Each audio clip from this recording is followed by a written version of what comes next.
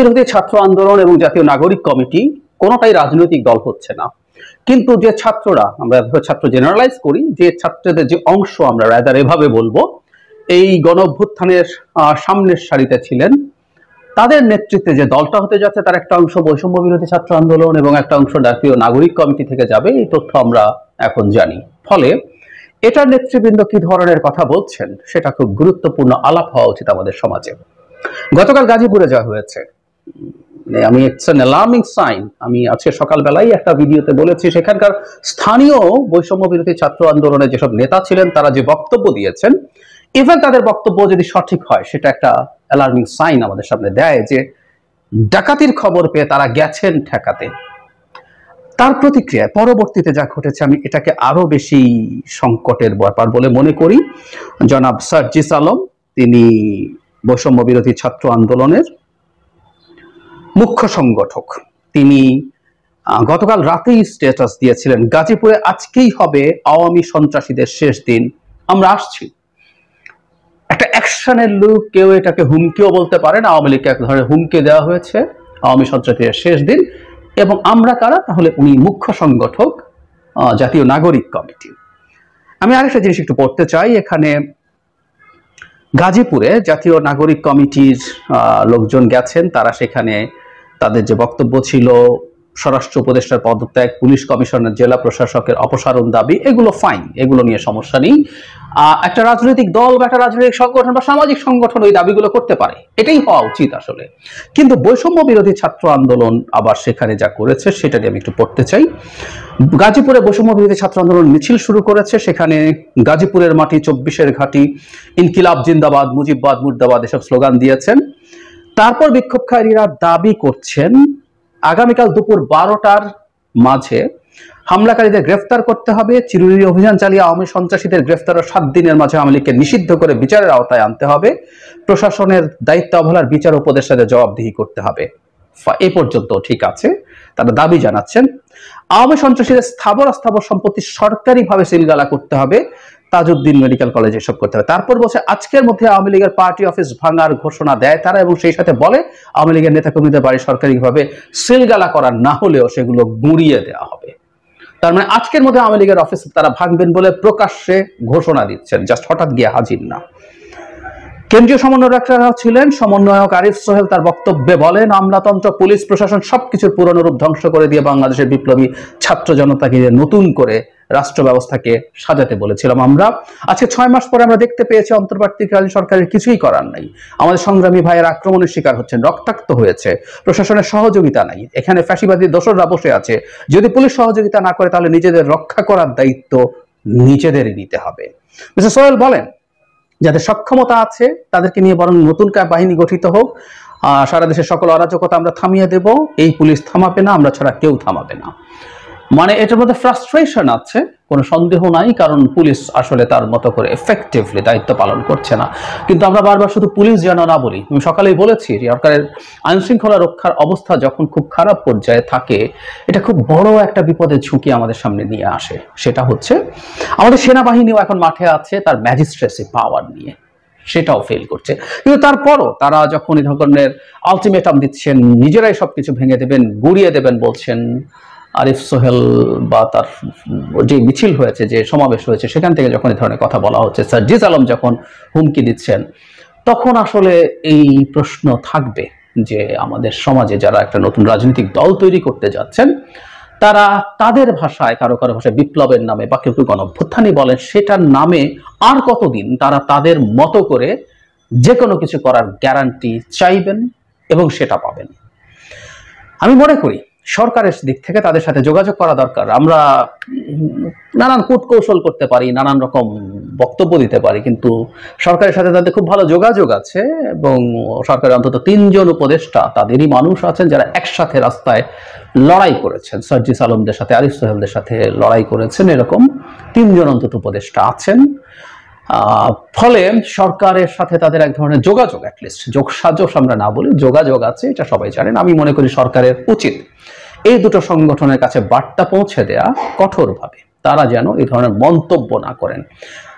তারা তাদের ক্ষোভ, তাদের দুঃখ, তাদের কষ্ট, এগুলো আমি বুঝতে পারি, বুঝতে পারি, কিন্তু একই সাথে তারা তাদের নিজেদের দিকেও তাকানো দরকার। আমি রিপিট করছি, গাজীপুরের বৈষম্য বিরোধী ছাত্র আন্দোলনের প্রতিনিধি প্রথম আলোকে বলেছিলেন, আমার সকালের ভিডিওতেই আছে, যে কেউ দেখতে পারেন, আমি ওখানে স্ক্রিনশটটা যুক্ত করেছিলাম, যে মোজাম্মেল হকের বাড়িতে ডাকাতি হচ্ছে জেনে তারা সেটা ঠেকাতে গিয়েছিলেন।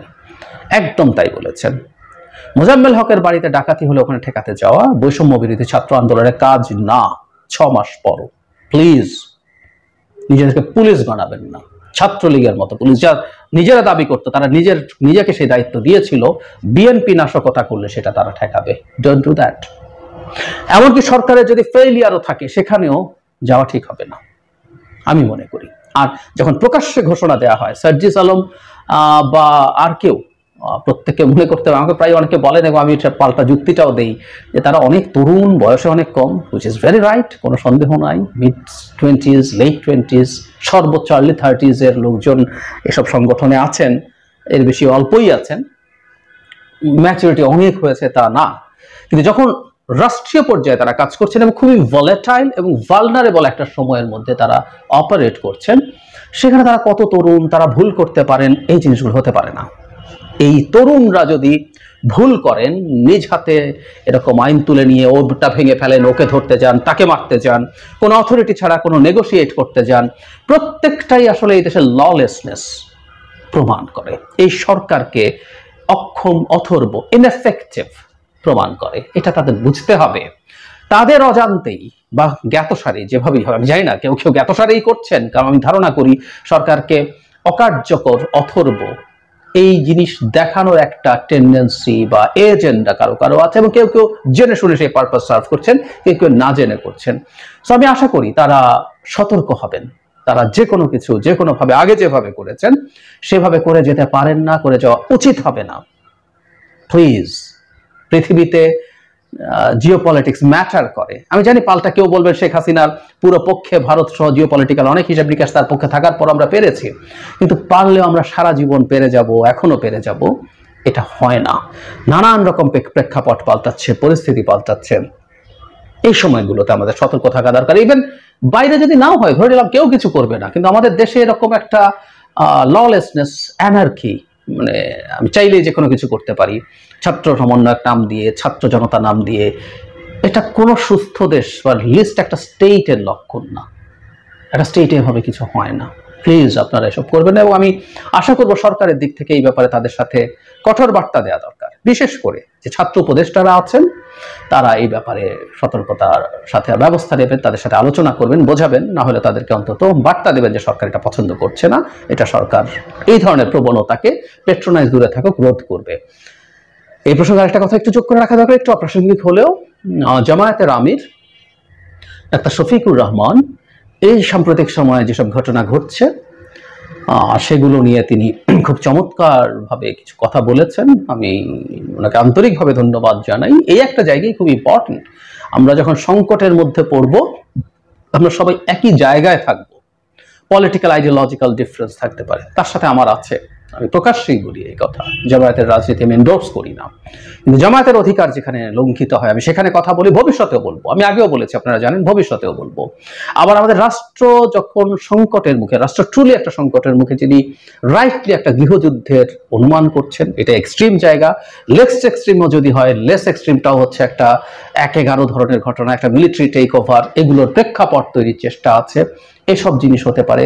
তিনি রাইটলি সতর্ক করেছেন সবাইকে, এবং উনি সমালোচনার ঝুঁকে নিয়ে ওনার একটা ফেসবুকের স্টেটাস, উনি ওই যখন 32 নম্বর ভাঙা হচ্ছে তখন একটু সফট ঢঙে একটা ভিডিও আর স্টেটাস দিয়েছিলেন, সেটার প্রচুর সমালোচনা, এবং ওনার ভাষায় উনি একটা স্ট্যাটিস্টিক্সও দিয়েছেন, কত গালিগালাজ হয়েছে, কত হাজার, এসব বলেছেন। কিন্তু যা ঘটছে, মানে আমরা এখন বিপ্লব হয়ে গেছে বা অভ্যুত্থান হয়ে গেছে বলে আমরা সবকিছু এরকম নিজ হাতে করে ফেলতে পারি, এর বিরুদ্ধে উনি দাঁড়িয়েছেন। দেশের একটা সিগনিফিক্যান্ট রাজনৈতিক দল, রাজনৈতিক শক্তি হিসেবে উনি রাইট আহ্বান জানিয়েছেন। আমি তাকে এই ব্যাপারে আন্তরিকভাবে ধন্যবাদ দিতে চাই, এবং আমি আবারও বলছি যে আমরা ভবিষ্যতের বাংলাদেশ এমনই দেখতে চাই। আমরা আমাদের নানা ইস্যুতে আমরা জনগণের জন্য কি করব, এমনকি যেটা আমি খুব পছন্দ করি না, যে আইডিওলজিক্যাল ডিবেট, সেটাও করব। আমি কিরকম দেখতে চাই দেশটাকে, কিরকম দেশের ফিলোসফিক্যাল জায়গা থেকে, আইডিওলজিক্যাল জায়গাতে দেশ স্টেট কোথায় থাকবে, সে আলাপও করতে চাই। কিন্তু যখনই আমরা দেখবো যে আমাদের সামষ্টিক যে স্বার্থ সেটা ক্ষুণ্ণ হচ্ছে, আমাদের যখন কোনো সামষ্টিকভাবে আমরা কোনো বিপদের মুখোমুখি হচ্ছি, সেই